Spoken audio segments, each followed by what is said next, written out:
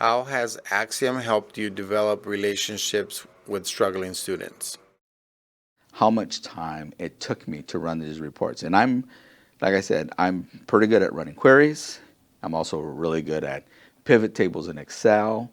But at the end of the day, that's a 6 hour way of kind of identifying kids, figuring it out, and a lot of it is done by hand. Well, now it's just when I log in, the kids are already identified. I don't have to do anything. They just sit there like text messages, and then I can delegate them. I can start like having phone calls. Some of them, I have a small group of tier 3 students that I personally work with. And so I just look to see if any of my tier 3 kids are on the list, and I tell my counselors, I got them. They just know I'm going to take care of those tier 3 students. And so I have those meetings, I have those relationships with parents. So I just remind them, what did we talk about? We go back to the same thing about staying on track. What do they need? And if you're checking in with them to provide support, not so much like, why didn't you do this?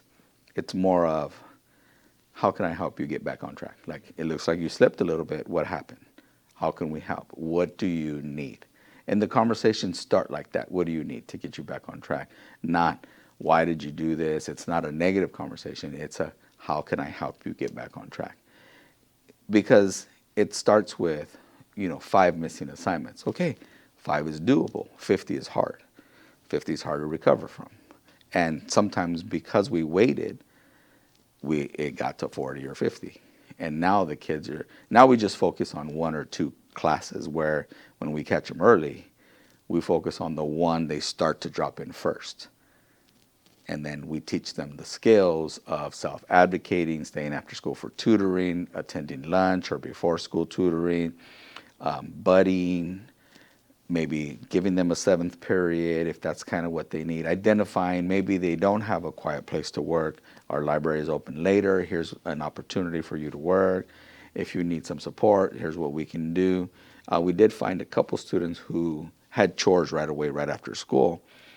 And I talked to some of the teachers, and there's a couple teachers who are willing to support kids via Zoom between different hours, so like 6 to 7:30, something a little bit different. So then the kids are getting help. Unfortunately, the staff has really bought into the program and the support system that we're doing, and they're willing to support kids at all times. So that's something that's really been helpful for it.